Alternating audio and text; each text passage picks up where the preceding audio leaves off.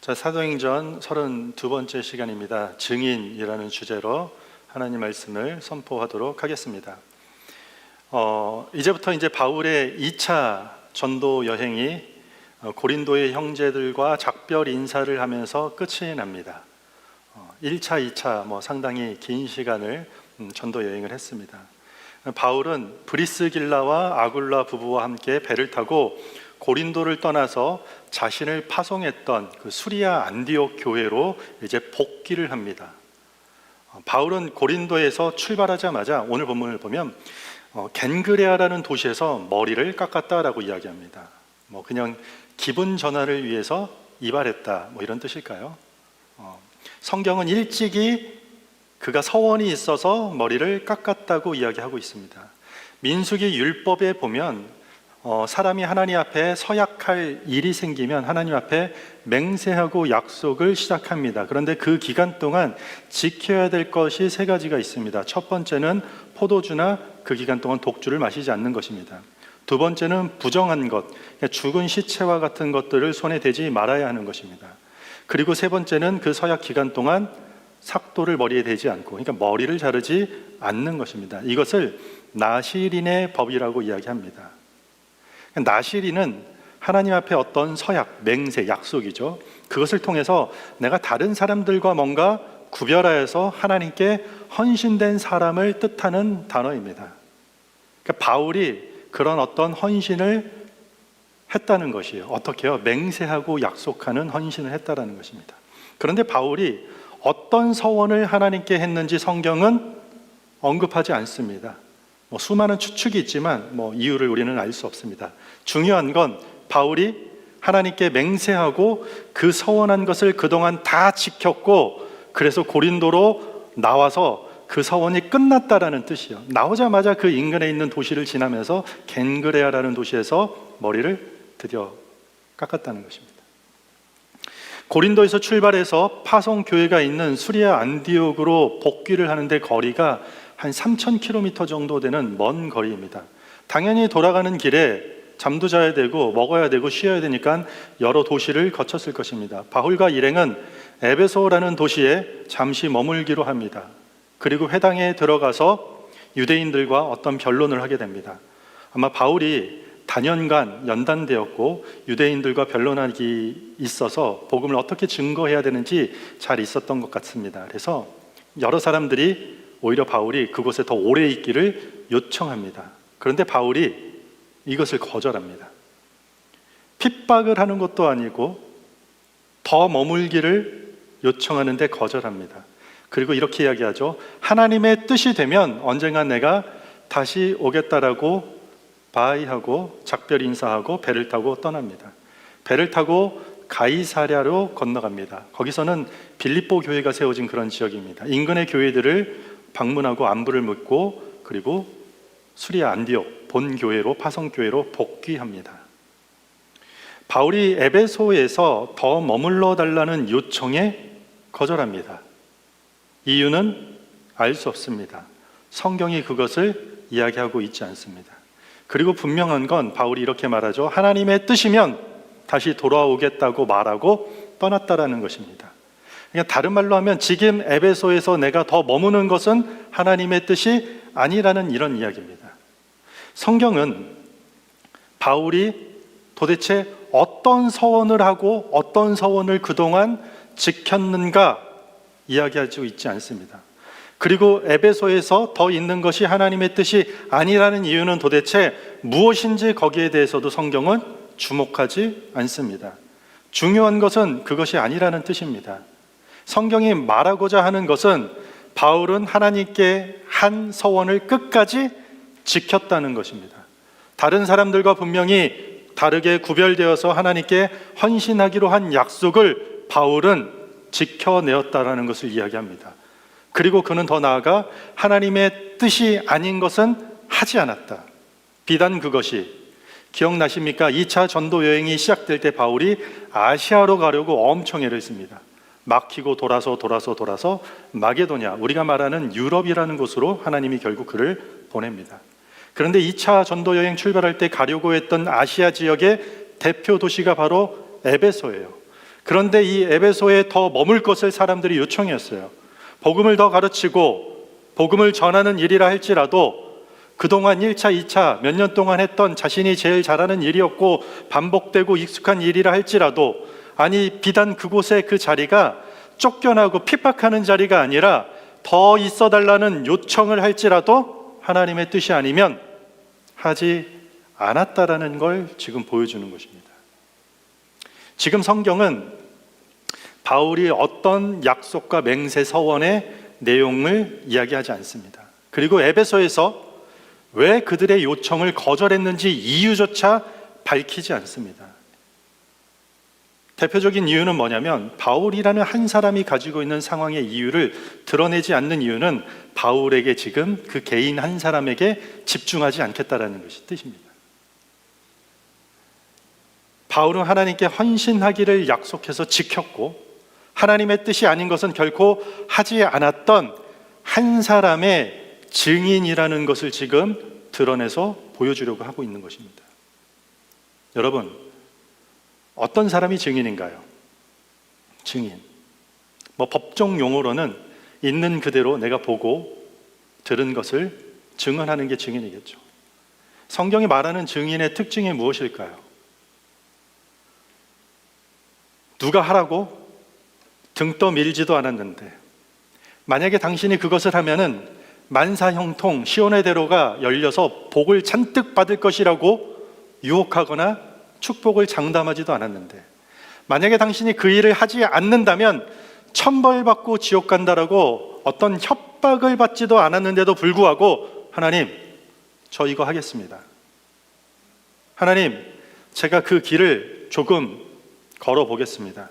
하나님, 제가 부족하지만 성령 하나님이 저를 잘 주장하여 주셔서 이 모든 일을 제가 끝까지 지켜낼 수 있도록 도와주세요. 제가 그 하나님 나라의 일을 작은 일이겠지만 하겠습니다.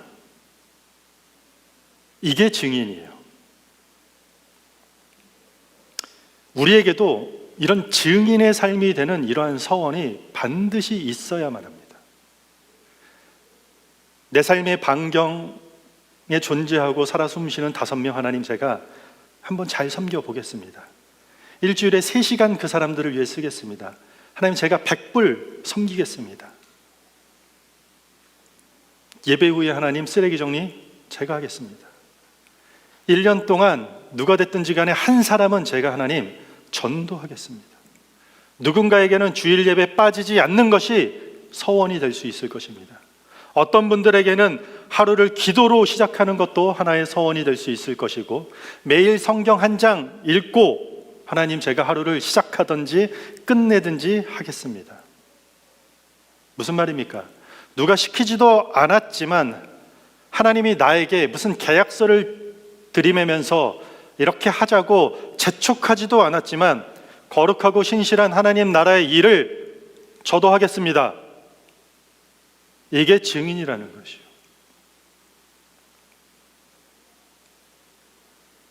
그런데 증인은요, 거창하게 맹세하고 그것을 지키기 위해서 본인이 뱉은 그 말들 때문에 앞으로 전진만 하는 것이 아닙니다. 하나님이 멈춰라고 하면 멈추는 것도 증인에게 있어서 아주 중요한 자세입니다. 무슨 이유로 바울이 에베소에서 사역을 더 하려는 것들을 멈추었는가 보다는 바울은 하나님의 뜻에 따라 멈췄다라는 것이요. 하나님의 뜻이면 다시 돌아오는 것이 성경이 말하는 것이요. 하나님의 뜻이 아니기 때문에 안 하는 거고, 하나님의 뜻이면 내가 다시 돌아오겠다. 우리는요, 이 과거에 이전에 했던 일로 좋은 경험을 얻게 되면 그 일을 다시 하고 싶어 하는 경향이 있어요. 그게 좋은 일이든 나쁜 일이든 어떤 좋은 경험을 하면 다시 하고 싶어 해요. 당연하겠죠. 반대로 우리는 그 일을 해서 좋지 않은 경험을 하면 그 일 자체를 하기를 꺼려 하는 것이죠. 다시는 안 해요.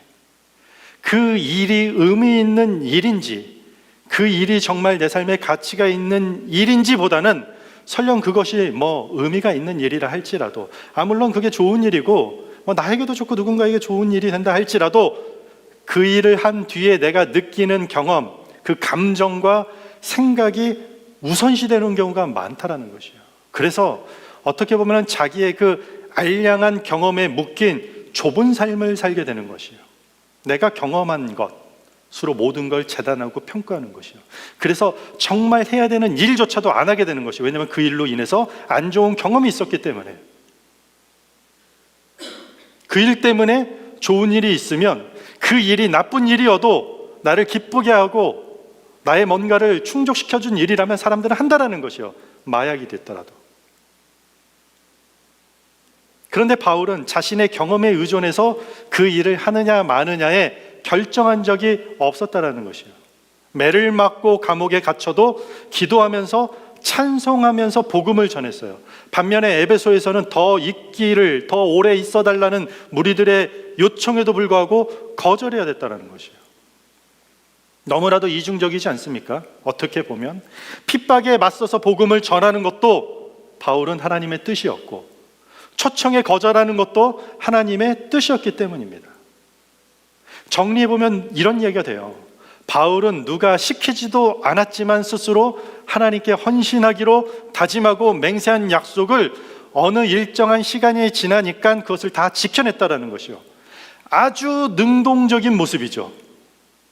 스스로 그것을 하나님 앞에 서원하고 했다라는 것이요.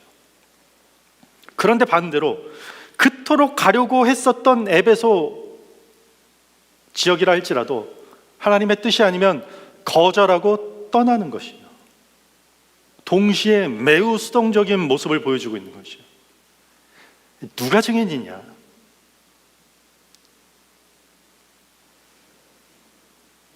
지금 바울을 통해서 한 사람의 증인이 되어져 가는 과정, 이 모습을 보여주는 것이요. 증인은 이렇게 되어진 사람이야. 우리 사도행전 32주째 하잖아요. 처음 사도 바울의 등장이 무엇입니까? 스데반을 돌로 쳐 죽이는데 승낙한 사람이 바로 바울이에요. 예수 믿는 사람 잡아다가 핍박하고 옥에 가두는 사람이 바울이었다는 것이요. 그런 바울이라는 한 사람이 어떻게 증인의 모습으로 이루어졌느냐?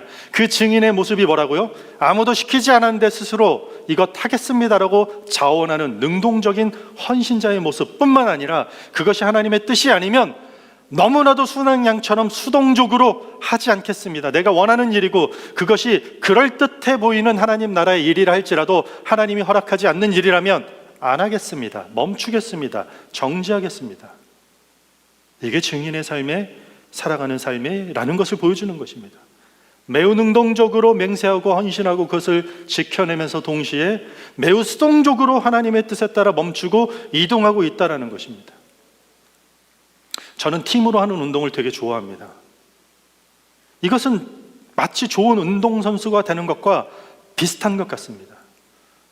누가 시키지 않아도 선수 스스로 더 훈련하겠다고 다짐하고 맹세해야 합니다. 그게 좋은 운동선수죠. 그런데 땅만 보고 자기 마음대로 뛰어달리는 것이 아니라 감독의 지시에 따라서 멈추라면 멈추는 것, 이게 필요하죠. 좋은 운동선수한테. 더 말할 필요도 없어요. 좋은 학생도 마찬가지일 것 같아요. 좋은 부모, 좋은 자녀, 좋은 직장인, 사업가 모두가 다 적용되는 부분이라고 저는 생각합니다. 누가 시키지 않아도 더 하겠다고 더 헌신하고 노력하는 모습이 필요하다라는 것이요.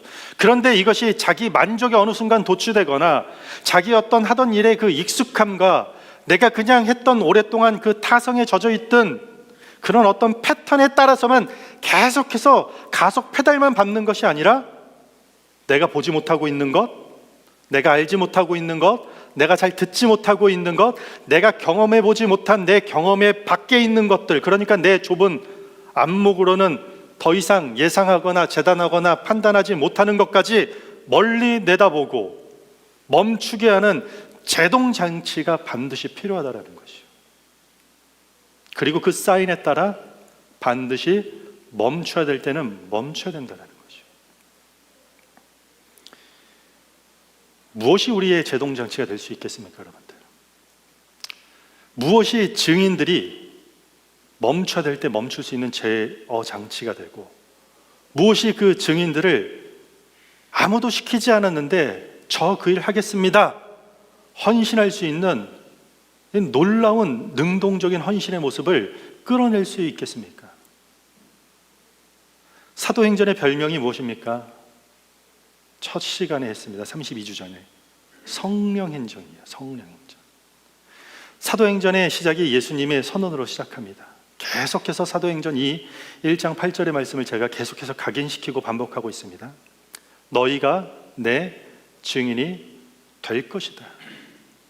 증인이 되어야 된다라는 것이 아니라, 그런 명령이 아니라 증인이 될 것이라는 미래적인 선포라고 했어요. 너희는 증인이 될 것이야.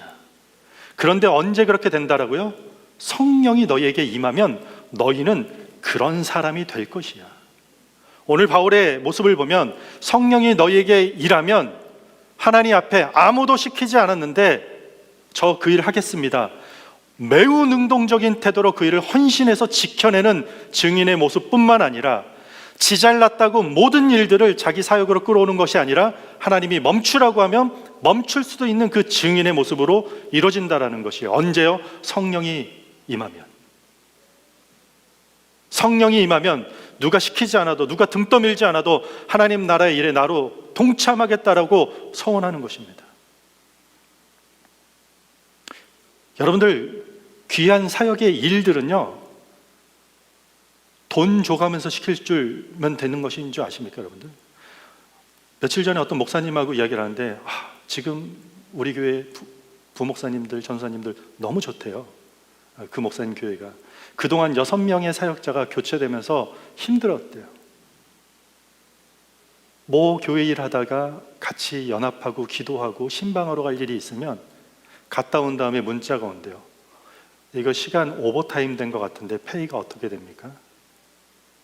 너무 그게 어렵더래요. 교회에서 그 돈을 주는 게 어려운 게 아니라 그런 소명의식이 없는 사람과 사역하는 게 너무 힘들었다는 거죠. 성령이 임하면 누가 시키지 않아도 그 일을 하겠다라고 나서는 증인으로 거듭나는 것입니다. 성령이 임하면 하나님의 뜻에 따라서 그게 내가 원하는 거고 내가 바랬던 것이고 그게 누가 뭐라 할지라도 하나님 보시기에 기뻐하는 일이라고 장황하게 설명하고 변명할 수 있는 일이라 할지라도 멈추게 된다라는 것이에요.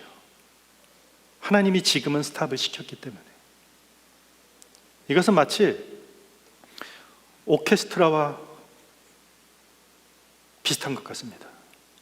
마치 이것은 우리가 각자가 성도 한 사람 한 사람이 각자 삶의 연주자가 되어서 성령의 지휘에 따라서 어떤 소리의 조화를 이루어내서 아름다운 하모니의 음악을 만들어내는 것과 같다고 저는 생각합니다. 교회는 그 한 소리를 내는 것입니다. 각양각색의 악기들이 모여서 삶 속에서 그 성령의 지휘에 맞춰서 서고 움직이고 보이지 않는 곳에서 시키지 않았는데 그 삶의 연주를 잘 하기 위해서 기도하고 말씀으로 연단하고 더 헌신하겠다라는 그 적극성을 가지고 우리가 매진할 때 아름다운 음악이 만들어지는 오케스트라와 같다라고 저는 생각합니다. 바울을 중심으로 이루어지고 있는 이 사도행전의 모든 전도 여행은 바울이라는 한 사람이 아니라 성령께서 이루어가고 있다는 것입니다. 더 노골적으로 표현하면 바울이 주인공이 아니라 바울이란 인물이 예수를 그렇게나 핍박했던 바울이 어떻게 이제는 한 사람의 증인으로 거듭나게 되었는가? 또 다른 사람들은 어떻게 또 증인의 삶으로 살아가게 되는가? 성령은 그 일을 어떻게 바울 가운데 일하셨고 이제 또 다른 사람들 가운데 어떻게 그 일을 하고 있는가? 이것을 얘기하는 게 오늘 본문의 주제입니다. 2차 전도 여행이 끝나고요 3차 전도 여행이 시작됩니다. 13장부터 바울을 필두로 본격적인 전도 여행이 1차, 2차가 다 마무리되어 진행되었습니다. 그런데 갑자기 생뚱맞게 바울과 직접적으로 아무런 연관이 없는 아볼로라는 사람이 등장합니다. 23절에 보면은 얼마 있다가 떠납니다. 여기서 얼마 있다가라는 것은 우리가 정확한 시간을 알 수 없지만 모든 자료를 조합해 보면 최소 1년에서 2년 정도입니다. 2차 선교 여행이 끝나고 1년에서 2년 정도 잠깐 쉬는 시간을 갖는 것입니다. 그리고 3차 여행을 출발합니다.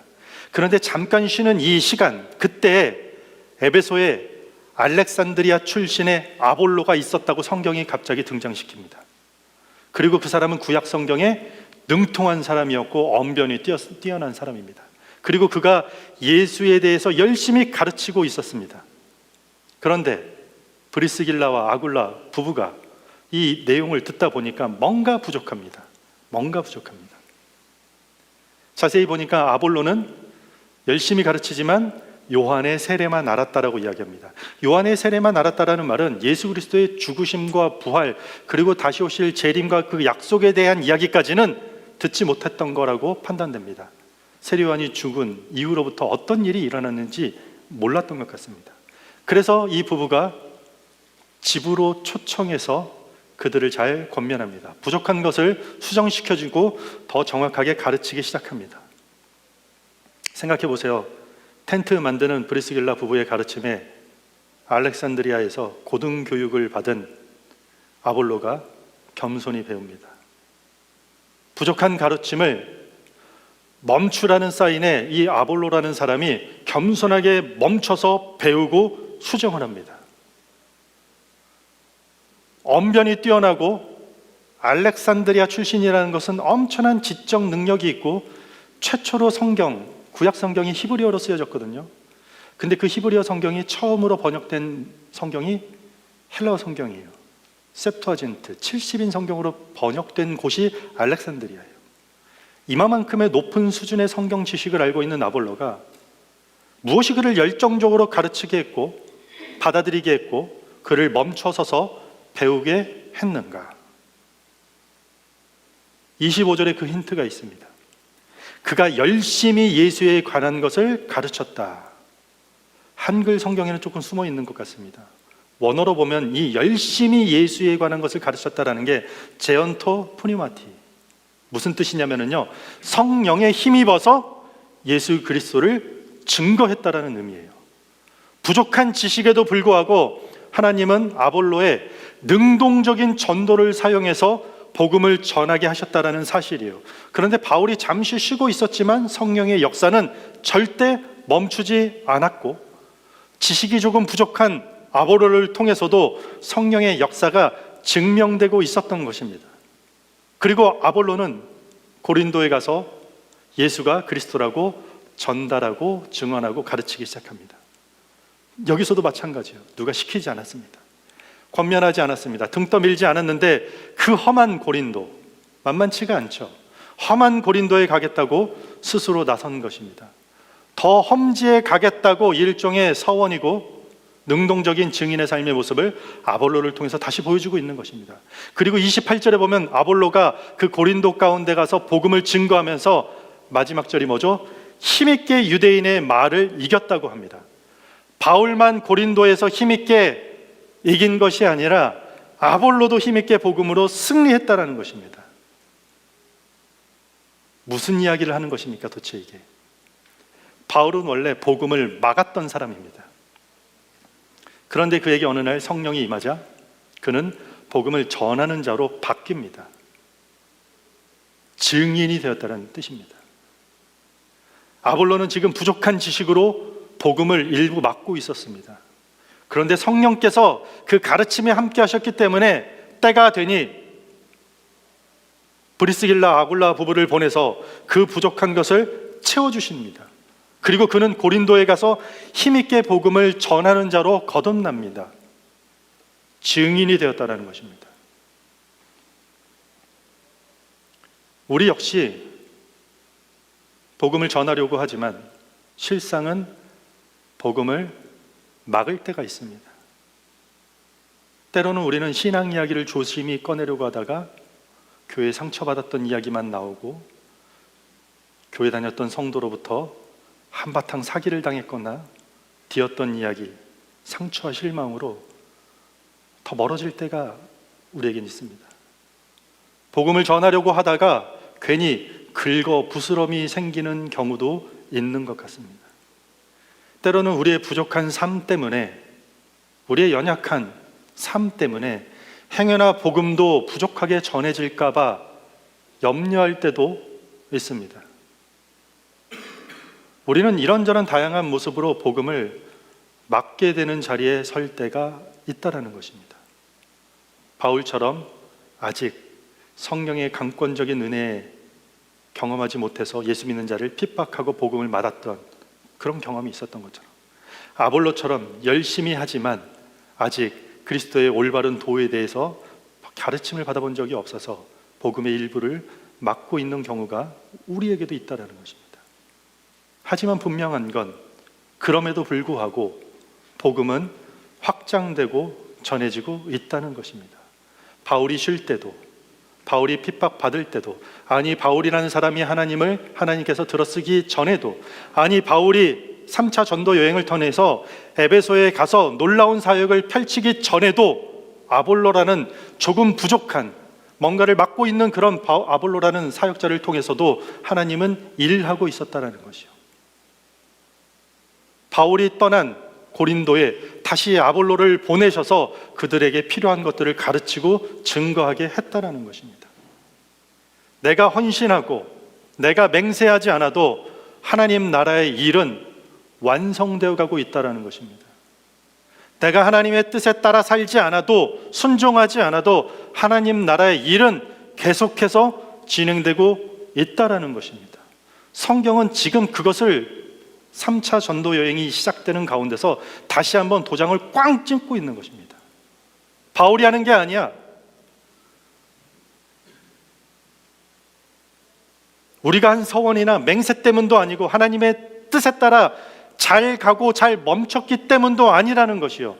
누가 시키지 않았던 서원을 하게 하시는 이도 결국은 성령이시고, 때론 아볼로처럼 명확히 하나님의 뜻을 알지 못해서 열정만으로 했던 그런 사역들조차도 결국은 성령에 힘입어 하게 되는 일들이기 때문에 우리의 연약함, 우리의 부족함과 상관없이 성령이 우리를 통해서 반드시 역사하고 있다라는 것이에요. 얼마나 위로가 됩니까? 바울이 쉴 때 아볼로를 통해 성령이 역사한다는 것입니다.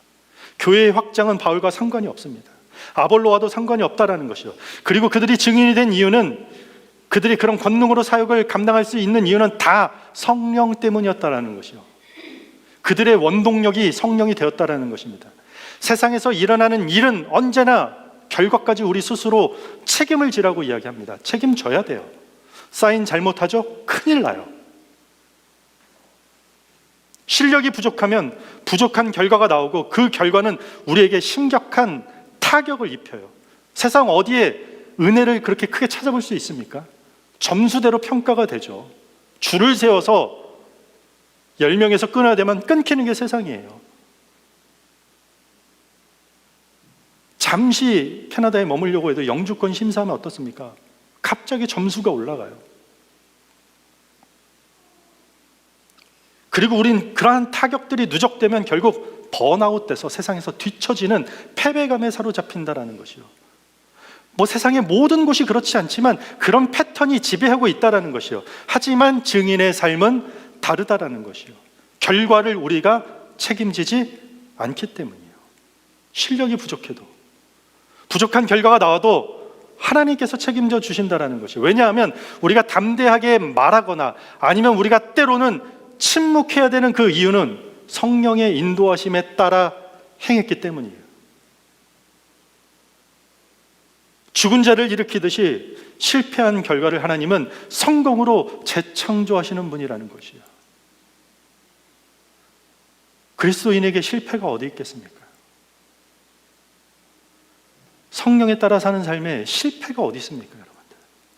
낭만과 좌절, 인생의 벼랑 끝이라는 건 존재하지 않는다라는 것이요. 결국 그것을 반드시 회복시키겠다. 그것이 복음의 메시지 아닙니까? 쉬지 않고 달려가도 성공과 승리가 보장되지 않는 세상 속에서 우리는 성령의 인도하심으로 멈출 수 있는 것이에요.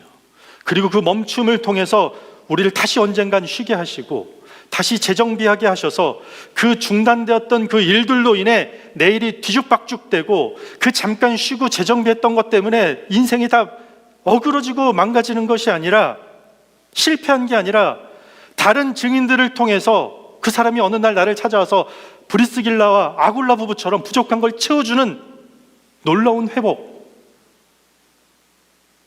다른 증인들을 통해서 성령께서 그 모든 일들, 나와 내 삶을 둘러싼 하나님 나라의 일들을 완성해 나가고 있기 때문에 우리는 하나님의 뜻에 따라서 멈출 수도 있고 새로운 변화도 받아들일 수 있다는 것입니다. 이것이 증인된 자들이 갖고 있는 가장 위대한 자유라는 것입니다. 말씀을 마무리하겠습니다. 복음이 어떻게 사도행전을 통해서 전해지고 있습니까? 하나님 나라가 어떻게 지금 각 지역 곳곳마다 이루어지고 있는 것 같습니까? 여러분들, 이것은 좋아요. 우리가 증인이 되어서 하나님 나라의 어떤 보탬이 되겠다라는 서원, 그거 너무 훌륭한 거죠.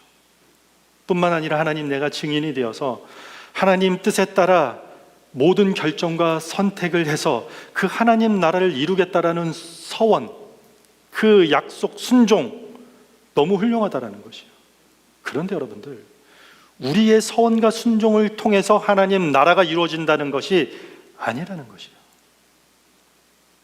성령이 우리를 서원하게 하시고 성령이 우리를 순종하게 하셔서 그렇게 증인이 되는 우리를 통해서 하나님 나라가 완성돼 간다라는 것을 다시 한번 사도행전 18장에서 2차 전도 여행을 그렇게 성공적으로 이끌어가면서 다시 새로운 환경 속에서 다시 교회를 재정비시키고 다시 로마를 어떻게 들어가야 될지, 예루살렘에서 어떤 일들이 펼쳐질지, 에베소에서 어떤 메시지와 어떤 일들을 해야 되기 이전에 성령이 하시고 있는 일이라는 것을 독자들로 하여금 다시 한번 확증시키고 있다는 것이에요.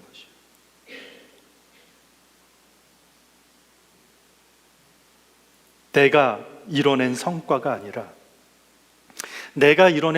아니라 하나님께서 우리를 증인으로 빚어내시는 그 성과로 하나님의 나라가 이루어지는 것입니다. 아무리 능동적으로 다짐하고 아무리 수동적으로 한다 할지라도 그것은 우리가 만들어낸 성과가 아니라는 거죠. 이것들이 신비하게 얽혀서 하나님 나라가 이루어진다는 것입니다. 누가복음 11장에 보면 구하라, 찾으라, 두드리라. 그러면 무엇을 준다고 합니까? 사업 대박을 준다고 합니까? 불로장생을 준다고 합니까? 이렇게 얘기합니다. 하물며 너희 하늘 아버지께서 구하는 자에게 성령을 주지 않겠느냐. 성령이 뭐라고 계속해서 반복했나요? 성령은 하나님 말씀의 진리를 조명하게 돕는 역할을 하고 예수가 누구인지 밝히게 한다라는 것이요. 우리의 복음의 근원 되시는 분이 예수구나. 성경을 읽을 때 이것이 우리의 진리구나. 우리 마음을 깨고 우리가 찬양하고 기도하고 말씀을 읽을 때 우리가 나아가야 될 길을 제시해 주시는 분이 성령이라는 것이요. 그 성령을 구하고 그 성령 충만함으로 우리는 증인이 비로소 된다는 것입니다. 목사님, 저는 그런 서원 좀 부담스럽습니다. 목사님, 저는 그런 멈추라면 멈추고 이거 군대도 아니고 까라면 까고 이런 순종 어렵습니다. 아니요, 여러분들이 하는 게 아닙니다. 어느 날 어디서 불어오는 바람인지 그 바람이 어디로 가는지 모르는 것처럼 성령은 그렇게 임한다고 예수님이 직접 이야기하셨습니다. 어디서 온 바람 같은 성령이 내 가운데 임하여서 예배 가운데 여러분들을 나오게 할 것이고 여러분들을 조금 더 순종하는 삶으로 한 발짝 인도할 것이고, 아무도 등 떠밀지 않았는데 주님, 제가 이 일 한번 하겠습니다. 그런 서약, 그런 맹세하는 자리까지 하나님이 여러분들을 인도하게 한다는 것입니다. 왜요?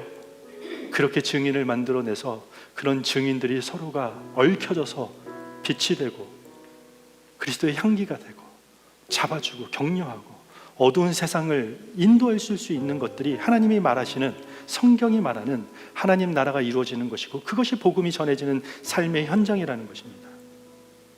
그 증인으로 우리는 빚어지면서 하게 되는 우리의 모든 서원과 순종들이 마치 하나의 아름다운 오케스트라 연주가 되어서 세상의 소망이 되고 내가 속한 가정과 주변의 모든 사람들에게 기쁨과 위로가 되는 그 아름다운 하모니를 이루는 그런 교회 공동체가 되기를 주님의 이름으로 축원합니다.